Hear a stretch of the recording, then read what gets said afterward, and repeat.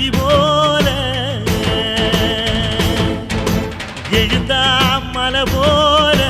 நடந்தான் நதி போல அந்த ஆகாயம் போல எண்ணாம கொடுக்கும் பொன்னார மனசு இருக்கும் என்று மூடாத கோவில் முன்வாச கதவு எப்போது திறந்திருக்கும்